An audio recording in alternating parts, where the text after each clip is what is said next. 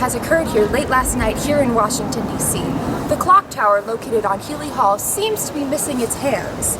Broadcasting to you live from the beautiful Georgetown University, this is Julianna, Jean Hahn, and Jenna Deutch with the report. Healy Hall, a large grand building located on the campus of Georgetown University in D.C. It is designed in the High Victorian style by Smith, Meyer & Pels and was constructed by the first ever African American university president, Patrick F. Healy, in 1877. Patrick Healy was born a slave. His mother was also a slave, but his father was a white Irish slave owner that legally owned his mother and children.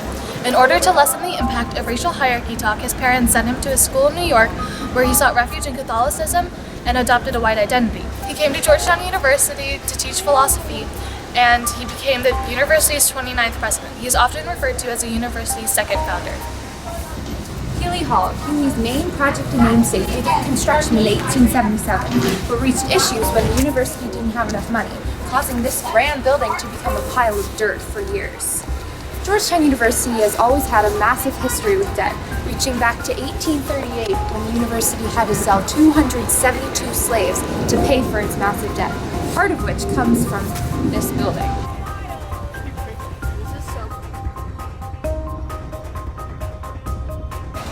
Only in this year, 2016, did Georgetown recognize its past with slavery when Georgetown's university president announced that it would give preferential treatment or a better chance of admissions to the applicants of the descendants of the 272 Georgetown slaves as to make amends with its dark history.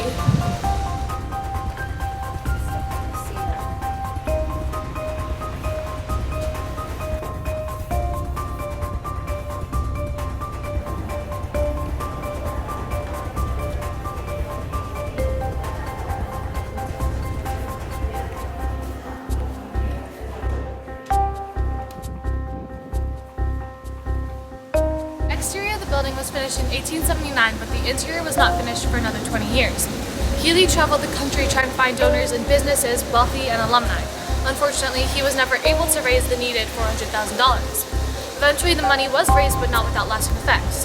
Some of the campus property was sold, but the amazing building still stands today to serve as the office of the university's president, holds many classrooms and libraries, and as a symbol of the Jesuit roots and the school's prominence in Washington, D.C. culture. In a rather interesting turn of events, in the year 1967, a famous Georgetown tradition began, the thefts of the clock hands of the Healy Hall clock tower, located standing tall in the center of the building. In the year 1967, a group of students formed the Hawk Club, holders of the clock hands, and formed a plan to climb the tower and steal the hands. Every few years, a couple of Georgetown students climb up the Healy Hall clock tower to steal the hands, and then they send them to the Vatican to be blessed by the Pope. The students intend no harm to the university or to the tower.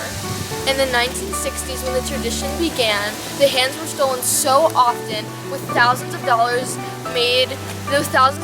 in repairs made already, that the university stopped replacing them. No one truly knows the origins of this prank. Where the hands really go, why they're taken, by whom, and by what means are mostly a mystery.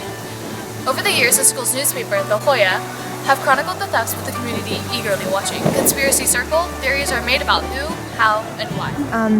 So what do you know about the stealing of the clock hands at Healy Hall? That it happens quite often, and that the university has to buy new clock hands and get them sent off to the Vatican, and then brought back. That's pretty much all I know. I'm a freshman here, so. Great, thank you. There was little talk about the tradition, and it was put on hold until the university hadn't raised their awareness for it in 2005 when it came back. But that hasn't stopped any of these students with this crazy stunt.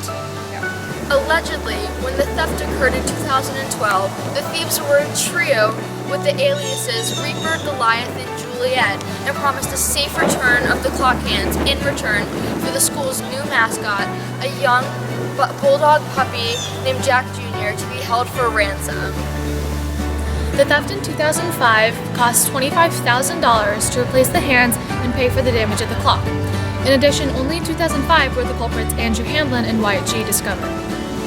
Andrew Hamblin told the school newspaper, The Hoya, When I learned of the tradition of stealing the Healy clock hands freshman year, and after reading various publications about the history associated with the tower, I decided that I eventually wanted to contribute to the survival of the tradition before I graduated.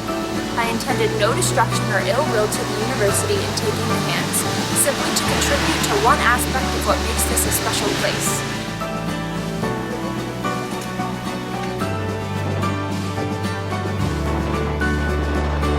However crazy the tradition is, the spirit and mystery of the Great Healy Hall has never been lost and continues to amuse and inspire students and visitors every day.